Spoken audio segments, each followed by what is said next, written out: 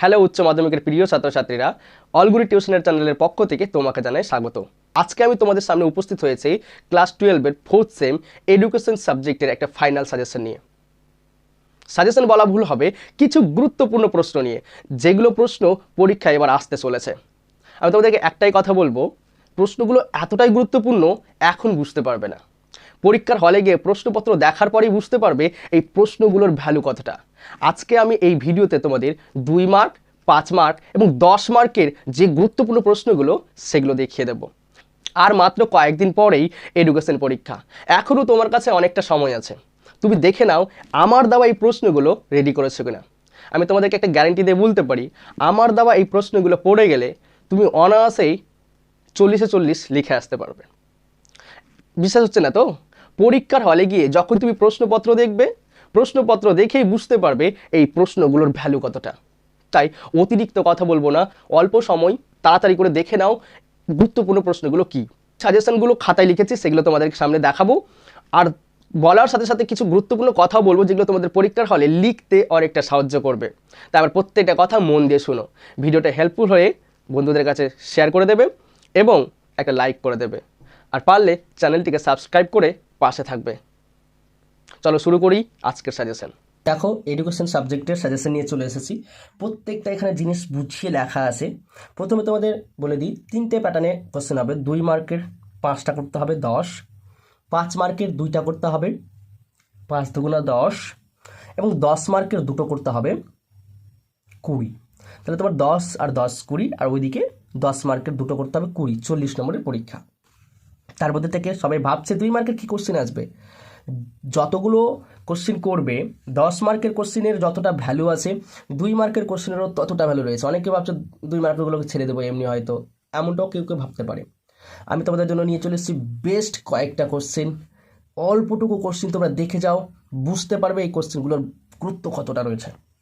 দেখো, প্রথম হচ্ছে তোমাদের ইউনিট 1 গ্রুপ সির, যেটা ইউনিট 1, ওখানে 3টে চ্যাপ্টার আছে। শিখন, একটা শিখন কৌশল, আর একটা রয়েছে বুদ্ধিমত্তা, সৃজনশীলতা, ব্যক্তিত্ব। এই নিয়ে একটা চ্যাপ্টার রয়েছে। তো ওখান থেকে 3টে চ্যাপ্টার থেকে মাত্র 2টো কোশ্চেন দেবে, একটা করতে হবে।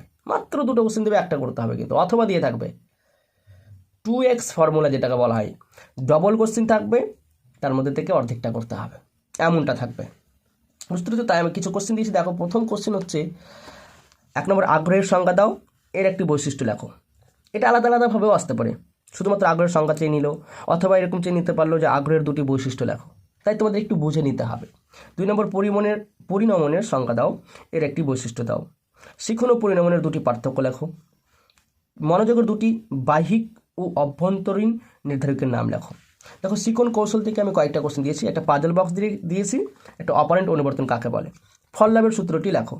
আর লাস্ট চ্যাপ্টার থেকে শুধুমাত্র ব্যক্তিত্ব দিয়েছি। ব্যক্তিত্ব কি, তোমরা সৃজনশীলতাটাও পড়ে নিতে পারো। আমি কেন কম করে দিয়েছি দেখো, এখানে শিখন কৌশল আর বুদ্ধিমত্তা 3টে যদি চ্যাপ্টার হয়, যে কোনো একটা চ্যাপ্টারকে ভালো করে পড়লে, আমার মনে বলছে শিখন চ্যাপ্টারটাকে পড়লে একটা কোশ্চেন শিওর পাবো। আর শিখন চ্যাপ্টার থেকে কিন্তু প্রশ্ন হচ্ছে এগুলো। তাই আমি অতিরিক্ত প্রশ্ন একদমই দিতে যাইনি। এই কয়েকটা প্রশ্ন পড়লে আমি গ্যারান্টি দিচ্ছি আসবে শিওর। আমার চিন্তাভাবনা কিন্তু এমনটাই আমি মনে করি। তারপর ইউনিট 2, ওখানেও 3টে চ্যাপ্টার রয়েছে। একটা মানসিক স্বাস্থ্য, একটা সুস্থতা এবং জীবন দক্ষতা। ওখান থেকে জাস্ট কয়েকটা প্রশ্ন দিয়েছি। একটা হচ্ছে মানসিক স্বাস্থ্য কাকে বলে, 2 নম্বর, শ্রেণীকক্ষের শিশুদের কয়েকটি আচরণমূলক সমস্যা উল্লেখ করো। 3 নম্বর হচ্ছে মানসিক সুস্থতার কৌশল হিসেবে মননশীল ধ্যানের 2টি গুরুত্ব লেখো। 4 নম্বর হচ্ছে মানসিক সুস্থতা লাভের 2টি পদ্ধতি উল্লেখ করো বা পদ্ধতির নাম লেখো, এমনটাও দিতে পারে। তারপর হচ্ছে গ্রুপ ডি, ইউনিট 1 থেকে, এখানেও 3টে চ্যাপ্টার রয়েছে। শিক্ষা প্রযুক্তি, তারপর উপাদান ও তথ্য ও যোগাযোগ প্রযুক্তি, এমন 3টে চ্যাপ্টার রয়েছে। 3টে চ্যাপ্টার থেকে 2টো কোশ্চেন দেবে, একটা করতে হবে। কী কী কোশ্চেনগুলো দিয়েছে দেখো, শিক্ষায় প্রযুক্তিবিদ্যার 2টি পরিধি উল্লেখ করো। 2 নম্বর, শিক্ষা প্রযুক্তিবিদ্যার সংজ্ঞা দাও। 3 নম্বর হচ্ছে রম ও র্যামের মধ্যে 2টি পার্থক্য লেখো। 4 নম্বর হচ্ছে বিদ্যালয়ে কম্পিউটারের 2টি ব্যবহার লেখো।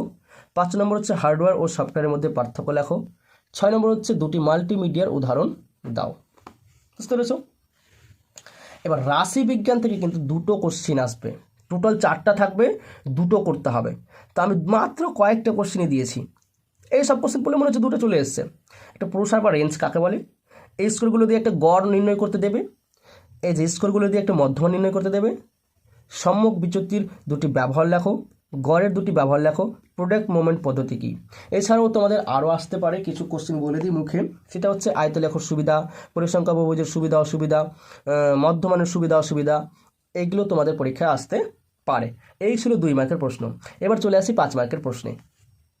চলো 5 মার্কের প্রশ্নে চলে আসছি গ্রুপ সি ইউনিট 2। ওখান থেকে মাত্র 3টা কোশ্চেন দিয়েছি ভাই, 2টো থাকবে, একটা করতে হবে। এই 3টের মধ্যে একটা চলে এসছে শিওর। দেখো 1 নম্বর হচ্ছে বয়সন্ধিকালের ছেলে ও মেয়েদের মানসিক ও আচরণগত সমস্যা সম্পর্কে আলোচনা করো। 2 নম্বর হচ্ছে সুস্থতার জন্য ধ্যানের ভূমিকা আলোচনা করো। 90% দিয়ে রেখেছি, 90% কমন এটা।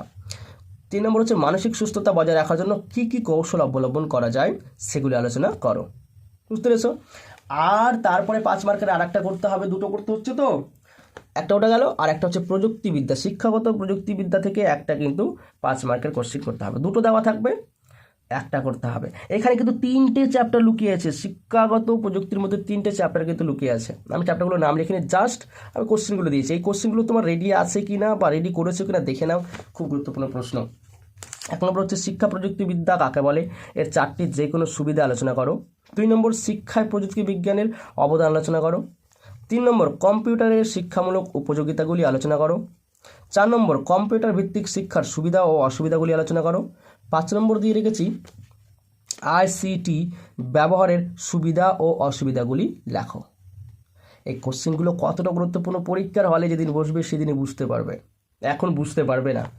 ভিডিওটি মন দিয়ে দেখো শেষ পর্যন্ত। এবার চলে আসছি 10 মার্কের প্রশ্নে। 10 মার্কের প্রশ্ন যেটা গ্রুপ সি এর প্রথম ইউনিট যেটা রয়েছে শিখুন ও শিখুন কৌশল থেকে 2টো কোশ্চেন দেবে, একটা করতে হবে, অথবা দেওয়া থাকবে।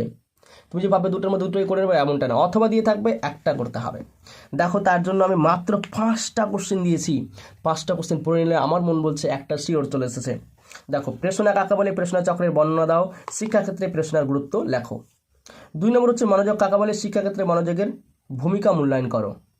3 নম্বর হচ্ছে সমাজ প্রজ্ঞা শিখন তত্ত্বে বান্দুরার ভাবনা ও শিক্ষাগত গুরুত্ব আলোচনা করো। এটা কিন্তু খুব ইম্পর্টেন্ট, তোমাদের সিলেবাস চেঞ্জ হয়েছে তাই কোশ্চেনটা খুব ইম্পর্টেন্ট কোশ্চেন কিন্তু।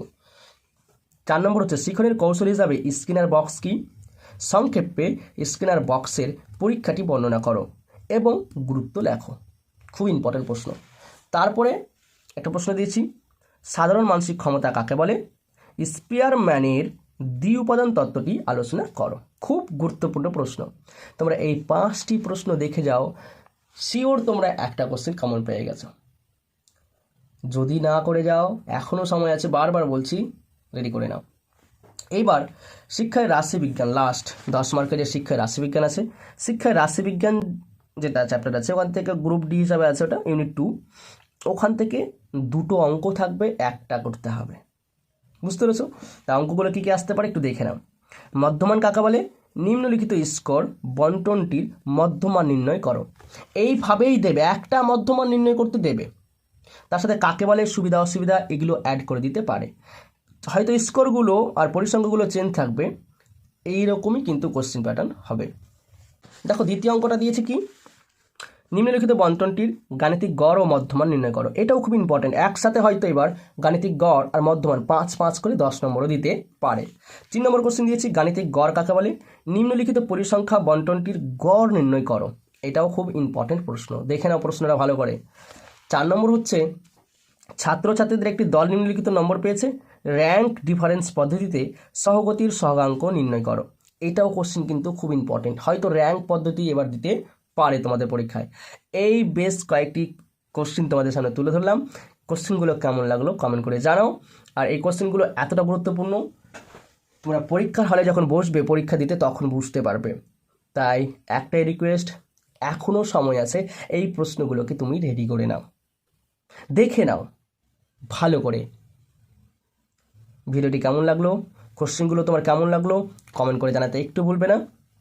আর যদি ভিডিওটা একটু হেল্পফুল হয় তাহলে একটা লাইক করে দিও, পারলে বন্ধুদের সাথে শেয়ার করো এবং চ্যানেলটিকে সাবস্ক্রাইব করে পাশে থেকো।